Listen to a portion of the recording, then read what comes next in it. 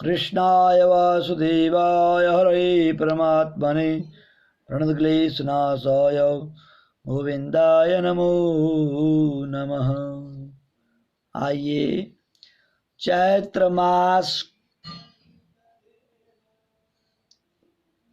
कृष्ण पक्ष की एकादशी, पाप मोचनी एकादशी,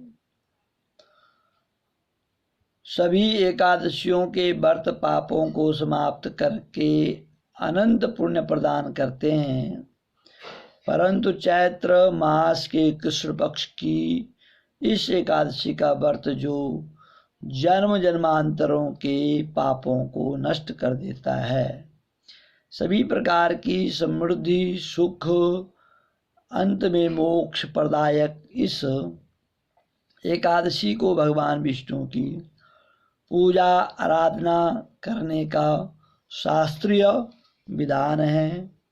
आइए, मैं आचार्य चंद्रभूषण, मेरे यूट्यूब चैनल को सब्सक्राइब लाइक शेयर अवश्य करें। पाप मोचनी एकादशी व्रत कथा भगवान श्री कृष्ण का भांति भांति से साधुवाद करते हुए धर्मराज युधिष्ठिर ने कहा, हे माधव, चैत्र मास के कृष्ण पक्ष की एकादशी का नाम, विधि विधान और महत्व के बारे में बतलाइए। यह भी बतलाइए कि इस दिन किस देवता और किस प्रकार पूजा की जाती है। तब भगवान श्री कृष्ण ने कहा, हे राजन, सभी पापों को नष्ट करने वाली इस एकादशी का नाम पाप मोचनी है। इस दिन भगवान विष्णु की पूजा करनी चाहिए। आपने जो प्रश्न मुझसे पूछा, वह प्रश्न एक दिन महाराजा मानधाता ने लोमस ऋषि से पूछा था। तब लोमस ऋषि ने उन्हें जो कथा सुनाई थी, वही कथा मैं आपको सुनाता हूँ। आप ध्यान पूर्वक से सुनिए। देवताओं के खजांची कुबेर के बाग का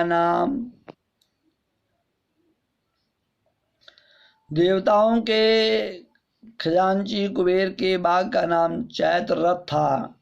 उस बाग में गंधर्वों की कन्याएं किन्नरों के साथ विहार करती थी। अनेक ऋषि मुनि भी वहां तपस्या करते रहते थे। स्वयं देवराज इंद्र भी चैत्र और वैशाख मास में देवताओं सहित वहां आकर क्रीड़ा किया करते थे। वहीं अपने आश्रम में मेधावी नाम के एक ऋषि भी तपस्या करते थे। वे शिव के परम भक्त थे। एक दिन मंजू घोषा नाम की अप्सरा ने ऋषि को मोहित करने का विचार किया।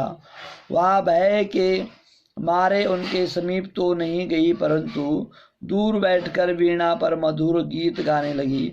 उसी समय कामदेव भी मेधावी ऋषि को जीतने के लिए वहां आ पहुंचे। उन्होंने उस सुंदर अप्सरा की भौं को धनुष, कटाक्ष को डोरी, नेत्रों को संकेत और कुचों को कुरी बनाकर मंजुघोषा को सेनापति बनाया। मेधावी ऋषि भी युवा एवं हृष्ट पुष्ट थे और साथ ही यज्ञोपवीत तथा दंड धारण किए हुए ब्रह्मतेज से युक्त भी। मंजुघोषा ऐसा सुंदर ऋषि को देखकर उनकी सुंदरता पर मुग्ध हो गई और अपने गीत, चूड़ियों, नुपुरों की झंकार तथा नृत्य और हाव भाव देखकर मुनि को रिझाने लगी। उस समय तक यही कर्म चलता रहा। अंत में कामदेव ने ऋषि को पराजित कर दिया। फलस्वरूप ऋषि मंजुघोषा के साथ रमण करने लगे। काम के रहते वशीभूत हुए कि उन्हें दिन तथा रात्रि का कुछ विचार नहीं हुआ। इस प्रकार बहुत दिन बीत जाने पर एक दिन मंजुघोषा बोली, हे मुनि, मुझे बहुत समय हो गया, अब स्वर्ग जाने की आज्ञा दीजिए। तब मुनि बोले, आज इसी संध्या को आई हो प्रातः काल होने पर चले जाना। मुनि के यह वचन सुनकर अप्सरा कुछ समय तक और रुकी। कुछ दिन बाद उसने पुनः मुनि से विदा मांगी तो मुनि कहने लगे कि अभी तो आधी रात भी नहीं हुई, कुछ समय और ठहरो। अप्सरा ने कहा, महाराज आपकी रात तो बहुत लंबी है, आप जरा स्मरण कीजिए कि मुझको यहाँ आए हुए कितने वर्ष हो गए। उस अप्सरा की यह बात सुनकर मुनि ने समय का विचार किया तो ज्ञात हुआ अप्सरा के साथ रमण करते हुए उनको 57 वर्ष 7 माह 3 दिन बीत गए। यह ज्ञान होते ही वह अप्सरा